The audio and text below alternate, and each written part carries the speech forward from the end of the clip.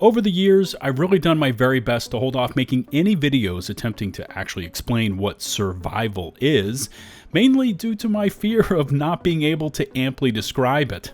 Loved by some and absolutely loathed by others, Survival was neatly nestled into the trio of expansion packs released during the golden age of the division. Now that trio of the Underground, Survival, and Last Stand were all unique in their own regards, but there was always something unexplainable about Survival that really set it apart from the rest.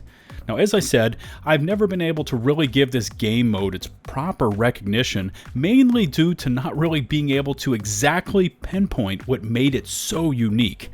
However, and just throwing in a bit of a base explanation for you, Survival took what the base Division game did so well and then amplified it to an 11 on the Richter scale.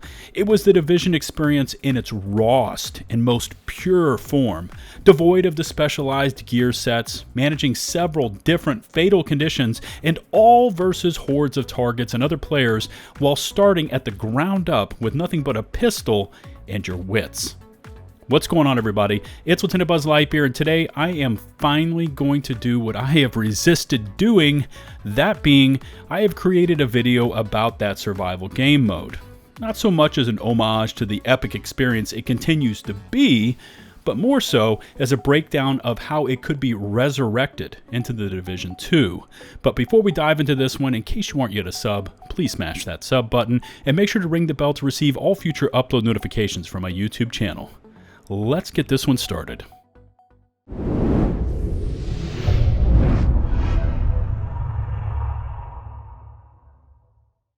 As you probably already know, I posted this tweet last week expressing my views on Survival, and it appears I am not the only one out there longing for this game mode to return in some form to the Division. And this was all on the heels of the public statements by the development team at Massive prior to the Division 2 launching. And I think personally my absolute favorite part of the Division was Survival. Any information on whether, can you confirm that as a feature is coming back, or is that still one of those, hey, we're seeing what's possible? Hand that back very carefully, not touching that one. You know? I love Survival. Yeah, it's the best. So we're not talking about it, but I'd be incredibly surprised if it doesn't come back to there we go. The Division and Washington, D.C. Very exciting. Okay, that's great. I'm actually super happy to hear that. Like, that's fantastic. I think it's one of those things that, because we split the community, it wasn't quite, it didn't quite get the shine that it should have, and I think it's a shame because there's so many great emotions and player stories that come out of that mode that to give it a little bit more shine and visibility, put it on a pedestal a little bit, I think is something that we should be doing. For sure, for sure. Now, I know Julian made this specific statement to Skill Up during the interview, but I don't believe it was ever his decision to not include this game mode in the latest iteration of the game. That blame can be squarely placed on shady and nameless figures in the corporate structure that decided to nix Survival, Underground, and pretty much any other ties to that original game, instead pushing narrative content and a living open world concept. Now, I've been very vocal of how I felt that was the wrong decision to take, as the first game did make mistakes, but showed how replayable modes and content could attract and hold gamers' attention to this style of game. So, when my initial tweet got this response from Yannick at Massive Entertainment, I was truly surprised. Although, let's be honest here, he is politely and professionally telling me that this is never going to happen. Still, it got me thinking, again, about how much the Division 2 could benefit from a survival game mode, despite the upcoming release of Heartland, which, based on the footage I saw some time ago, provides a survival light experience with no previous knowledge of this universe or game mechanics necessary. So I began to think, what if we could make a version of the original that was just as good and can meet Yannick's 100% expectations, and that's kind of where I began this journey. Now, in order to compare the two games, I conducted several very basic experiments and comparisons to see if Washington, D.C. could indeed support this game mode. First up was the sheer size and scope of the world, and for that, I just simply started on one side of the map and ran clear across to the other, avoiding any conflicts. Now, I'm not going to show you the entire video clip, but to clear from the capital to Roosevelt Island took me just over 12 minutes of doing nothing but sprinting. By comparison, running across the original Division map from Warrengate to the end of the pier at Camp Hudson took right at 10 minutes. Now, I wasn't comparing just how fast the strides or pace of characters were actually achieving, but just based on the times, Washington, D.C. is a good 2 minutes wider if attempting to sprint all the way across. So in terms of size needed to squeeze, say, 24 players into the playable arena, D.C. is more than capable of making this happen. Safe houses, used for crafting and more importantly as initial agent spawn points, are somewhat lacking in DC, with only 9 showing up on the current map. However, this could easily be expanded using control points and even areas such as the campus and the settlement as stand-ins. Also, another area that is already in place are the underground tunnel portions of the DC map that could serve as the subway portions did in the original survival game. Now, all sorts of resources and weapon crates could be installed into these underground areas that could incentivize players to venture down there in search of better loot. Now, there is an obvious and glaring omission at the center of the map, and that is a massive dark zone, as was featured in the original Division game, and this is going to require some creative thought to get around. One thought is to feature the insane DC-62 dust storms in the Division 2 as a means of forcing the participating players towards the center of the map, maybe even culminating at the White House area in a big battle royale. Now, if a player stays too long on the outskirts of the map in that toxic cloud, their health is quickly depleted and they die. But this feels much like every other BR on the market, so using other portions of the game, such as the Woney map, made much more sense to me. Players would push towards the center of the map, where they would then be transported to the NYC map expansion, and their ultimate test of endurance and sheer survivability would then begin. The maps are already in place, and we have seen that DC has the capabilities of achieving a total quote-unquote whiteout of sorts when those DC-62 clouds roll in.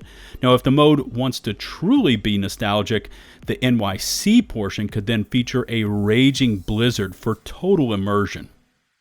Sticking with this theme of items that are missing, and we need to discuss a few key elements that need to be addressed, starting off with random loot spawns. This was never featured in the original survival game, and gave players that had map knowledge a decided advantage over those that did not. Now, I've seen this argued both ways, but ultimately it would be more interesting to see randomized loot spawns from round to round. Also missing completely from the Division 2 is the use of consumables. Now, with the original survival game, a player was required to manage a delicate ballet of shielding themselves from the bitter cold, managing the septicemia infection, and using consumables to fend off dehydration, hunger, and various other status effects. This would need to be completely redesigned from the ground up for the Division 2, perhaps to use as some sort of protection from the toxic DC-62 clouds. And finally, we need to discuss the weather. This was a huge element of the original survival game mode, and we do see it get severe from time to time in DC, but nothing near on the scale as we used to see in NYC.